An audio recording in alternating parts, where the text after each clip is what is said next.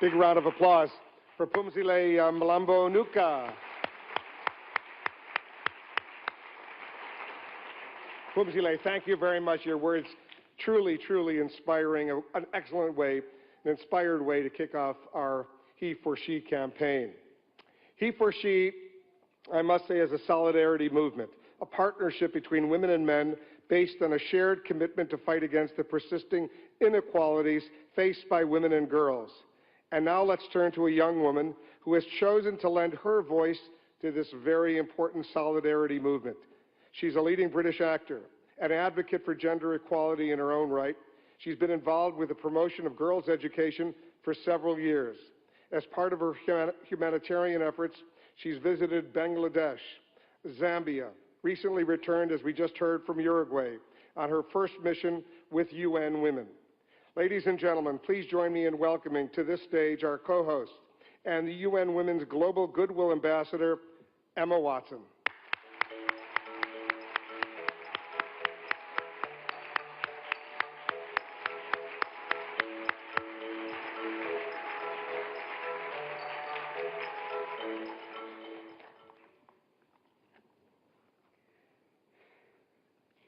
Your Excellencies, UN Secretary General, President of the General Assembly, Executive Director of UN Women, and distinguished guests. Today, we are launching a campaign called He for She. I am reaching out to you because we need your help. We want to end gender inequality, and to do this, we need everyone involved. This is the first campaign of its kind at the UN. We want to try and galvanize as many men and boys as possible to be advocates for change. And we don't just want to talk about it. We want to try and make sure that it's tangible. I was appointed as Goodwill Ambassador for UN Women 6 months ago. And the more I've spoken about feminism, the more I have realized that fighting for women's rights has too often become synonymous with man-hating. If there is one thing I know for certain, it is that this has to stop. For the record, feminism, by definition, is the belief that men and women should have equal rights and opportunities. It is the theory of the political, economic, and social equality of the sexes. I started questioning gender-based assumptions a long time ago. When I was 8, I was confused being called bossy because I wanted to direct the plays that we would put on for our parents, but the boys were not. When at 14, I started to be sexualized by certain elements of the media.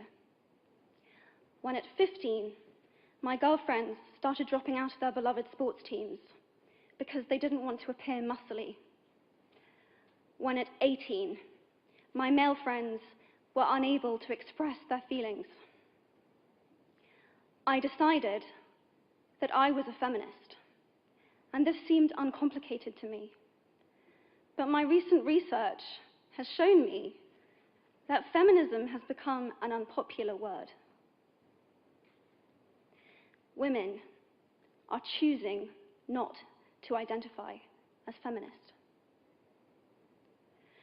Apparently, I am among the ranks of women whose expressions are seen as too strong, too aggressive, isolating, and anti-men, unattractive even. Why has the word become such an uncomfortable one? I am from Britain, and I think it is right that I am paid the same as my male counterparts. I think it is right that I should be able to make decisions about my own body. I think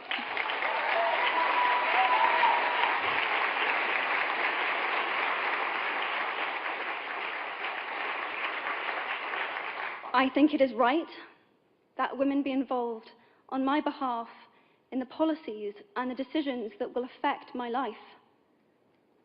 I think it is right that socially I am afforded the same respect as men. But sadly, I can say that there is no one country in the world where all women can expect to receive these rights. No country in the world can yet say that they have achieved gender equality. These rights I consider to be human rights, but I am one of the lucky ones. My life is a sheer privilege because my parents didn't love me less because I was born a daughter. My school did not limit me because I was a girl. My mentors didn't assume that I would go less far because I might give birth to a child one day. These influences were the gender equality ambassadors that made me who I am today. They may not know it, but they are the inadvertent feminists who are changing the world today. We need more of those.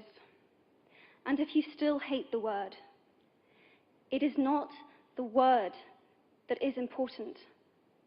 It's the idea and the ambition behind it. Because not all women have received the same rights that I have.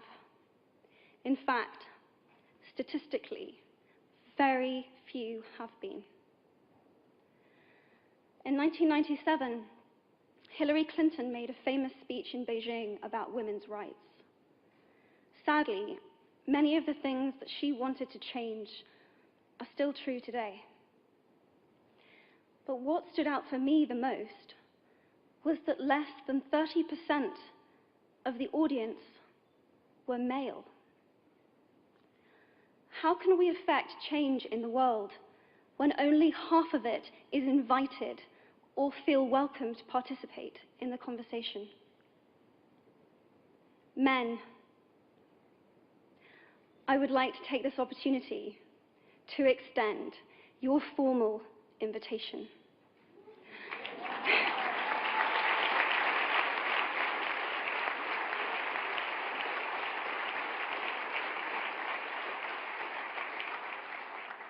Gender equality is your issue too.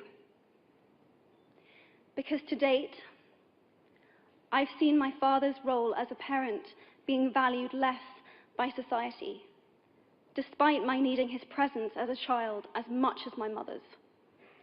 I've seen young men suffering from mental illness, unable to ask for help, for fear it would make them less of a man or less of a man. In fact, in the UK, suicide is the biggest killer of men between 20 to 49, eclipsing road accidents, cancer, and coronary heart disease. I've seen men made fragile and insecure by a distorted sense of what constitutes male success. Men don't have the benefits of equality either. We don't often talk about men being imprisoned by gender stereotypes, but I can see that they are, and that when they are free, things will change for women as a natural consequence. If men don't have to be aggressive in order to be accepted, women won't feel compelled to be submissive. If men don't have to control, women won't have to be controlled. Both men and women should feel free to be sensitive. Both men and women should feel free to be strong. It is time that we all perceive gender on a spectrum instead of two sets of opposing ideals.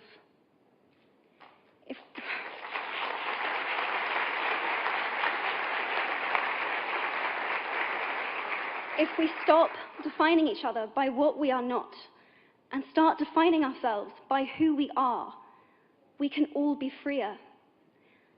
And this is what he for she is about. It's about freedom. I want men to take up this mantle so that their daughters, sisters, and mothers can be free from prejudice, but also so that their sons have permission to be vulnerable and human too. Reclaim those parts of themselves they abandoned, and in doing so, be a more true and complete version of themselves. You might be thinking, who is this Harry Potter girl? And what is she doing speaking at the UN? And it's a really good question. I've been asking myself the same thing. All I know is that I care about this problem, and I want to make it better. And having seen what I've seen, and given the chance, I feel it is my responsibility to say something. Statesman Edmund Burke said, "All that is needed for the forces of evil to triumph is for good men and women to do nothing." In my nervousness for this speech, and in my moments of doubt, I've told myself firmly, if not me, who? If not now, when? If you have similar doubts when opportunities are presented to you, I hope that those words will be helpful. Because the reality is that if we do nothing, it will take 75 years, or for me to be nearly 100, before women can expect to be paid the same as men for the same work. 15.5 million girls will be married in the next 16 years as children. And at current rates, it won't be until 2086 before all rural African girls can have a secondary education. If you believe in equality, you might be one of those inadvertent feminists that I spoke of earlier. And for this, I applaud you.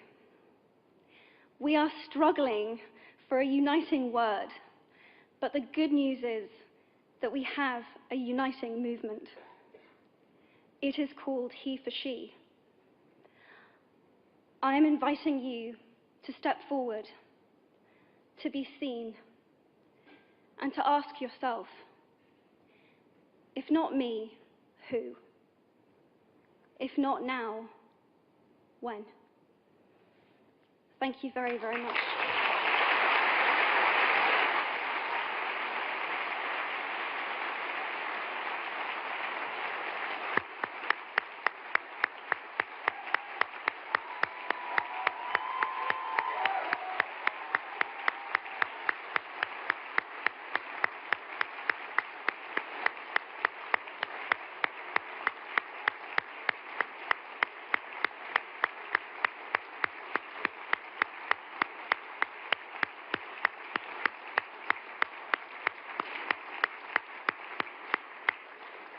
What a beautiful, beautiful speech. What a beautiful thought.